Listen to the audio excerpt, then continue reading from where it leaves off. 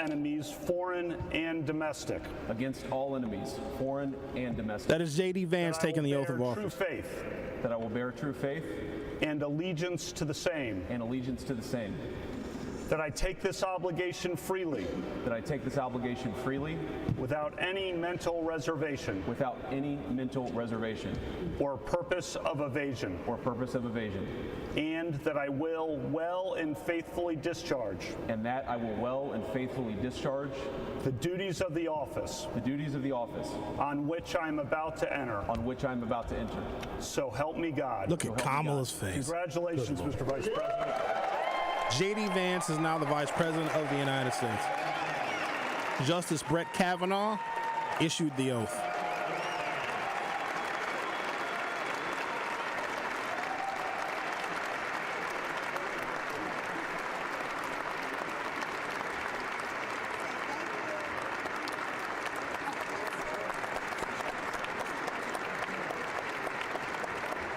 In this moment in American history, Joe Biden is still president, and J.D. Vance is the vice president.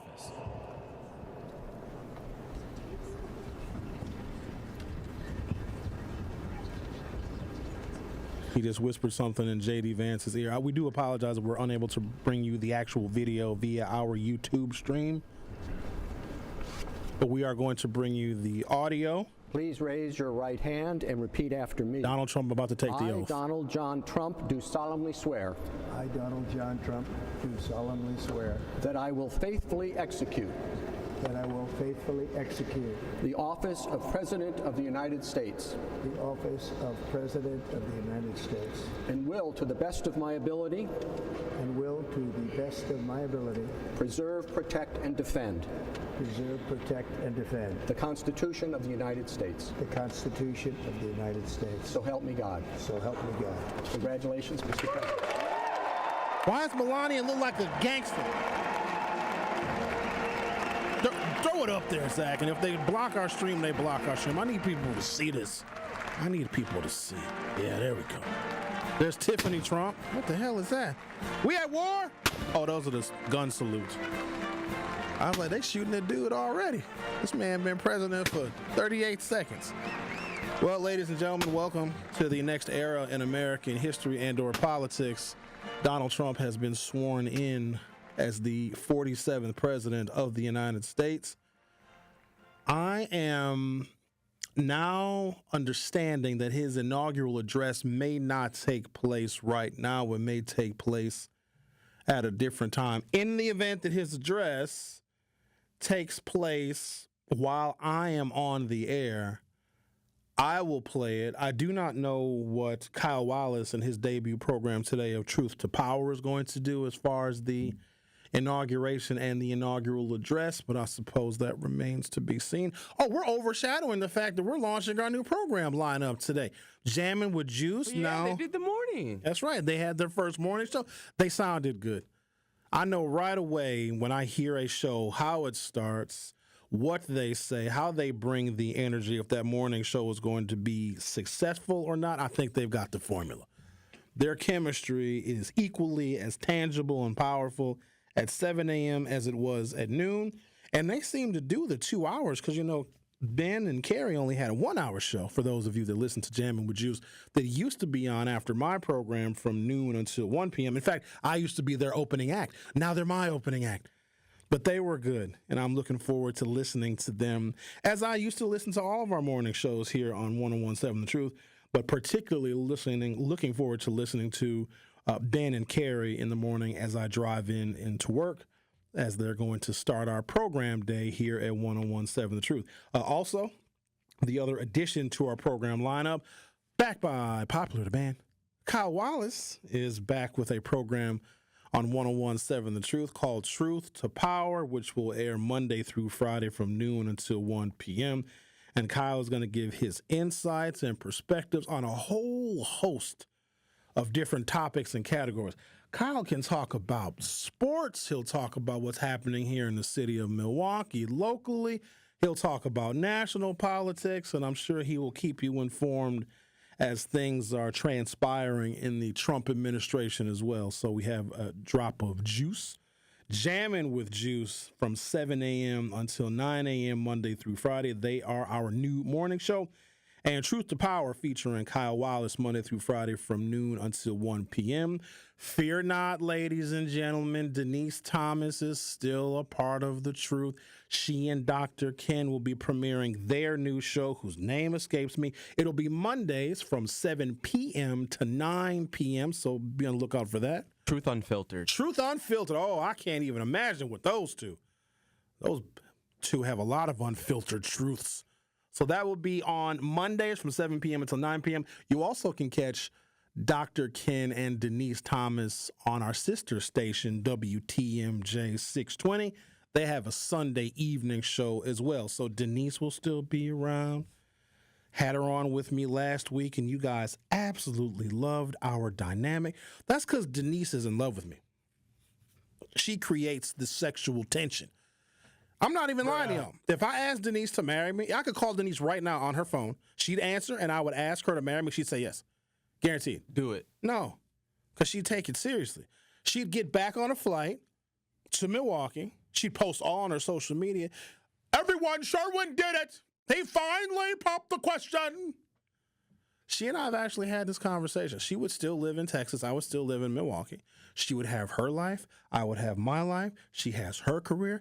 I have my career. And every now and again, we'd get together and hang out, but we would combine assets, which makes me a little nervous because these are my assets.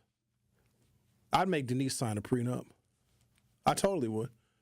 And actually, that might be stupid on my part because Denise might have a fortune. She looks like she might be rich. She travels all over the place. Do y'all know what she does? It is overwhelming what Denise does for a living. So she is, how do I even describe it? She's more than a motivational speaker. Well, she's the effective communication coach. I think it was earlier, well, I shouldn't say earlier this year because this year is only 20 days old. Last year, she was broadcasting, and she used to broadcast from hotel rooms because she would travel so very much because of her job. And we have the ability as radio hosts to broadcast from literally anywhere where there's at least a cell phone signal. So she was in Washington, D.C. doing the show.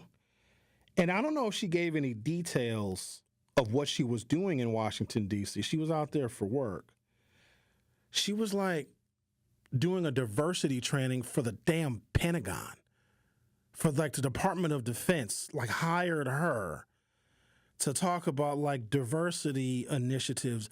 I don't think y'all understand if the Pentagon contracts with you, it is an insane amount of money. It is essentially the only American government department whose budget can print its own money. I can't even imagine.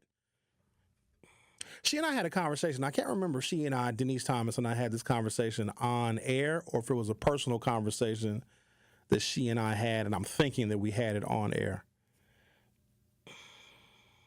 It was something like if it's less than $90,000, like she's not getting out of bed. You know what I mean? Like she has such a high threshold for the amount of money that she needs that if it's less than, and maybe it wasn't 90,000, it was an insane amount of money. It was an annual salary. And if she's not getting X amount of dollars for her time and for her effort and energies to be hired to consult or do whatever, she's not going to do it. That's boss moves kind of stuff. Shout out to Denise Thomas, my, I don't know, play wife. You know, Denise and I, in these conversations we've had, not to belabor the point, I questioned what the intimacy would be like with a wife that lives in Texas and a husband that lives in Milwaukee. And I said, Denise, your boy got needs. Your boy got urges. And you know what she said to me? Sherwin, I have them too. So if you would like to have a little girlfriend in Milwaukee that takes care of you while I'm away, that's perfectly acceptable. And that actually got a brother thinking. Shaboing, boing, boing. Oh, God, yes, it did. Shaboing, boing, boing me. There are. What do you mean by that? I'm going to tell you what I mean by that. There are so few women and men that are mature enough or confident enough to allow their partner to experience physical intimacy with another person and not have that deeply impact them. You got to really think about how rare something like that is. What I have realized in my old age, in my maturity, is that when we are in a relationship with somebody, we own them. Like, they become our property. We capitalize, essentially, commodify our relationships. No, you're mine. I have, jurisdiction over where you go and what you do. And maybe it's not that extreme, but if somebody says, hey, we're in a relationship, we're married, I love you very much. However, I want to be able to spend time with these other people and not have my relationship with somebody else, whatever it is. It could be familial, platonic, or intimate. Not have these other relationships impact what we have. Human beings can never own one another. They cannot. And the sooner you realize that, the better off you will be. Because I assure you, ladies and gentlemen, whether you want to admit it or not, every time you were in a situation with another human being and you thought you owned them and you thought that they were yours, it could be men, it could be women, hell, it could be both. When you thought that they and their time were your property, you were sorely mistaken. Sometimes you found out about it, sometimes you did not. Zach, it looks like Trump is giving his inaugural address. Can we get some audio on this? Is that possible?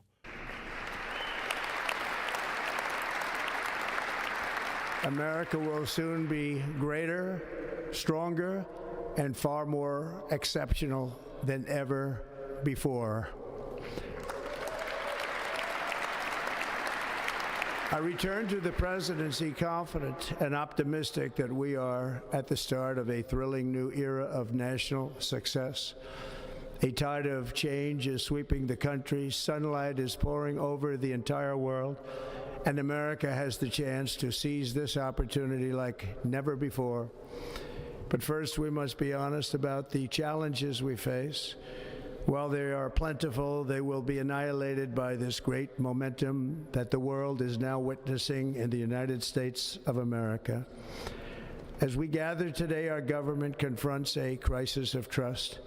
For many years, a radical and corrupt establishment has extracted power and wealth from our citizens while the pillars of our society lay broken and seemingly in complete disrepair. That's exactly what he's doing. We now have a government that cannot manage even a simple crisis at home, while at the same time stumbling into a continuing catalog of catastrophic events abroad. Oh, Lord. It fails to protect our magnificent, law-abiding American citizens, but provides sanctuary and protection for dangerous criminals, many from prisons and mental institutions that have illegally entered our country from all over the world. We have a government that has given unlimited funding to the defense of foreign borders, but refuses to defend American borders or, more importantly, its own people. Our country can no longer deliver basic services in times of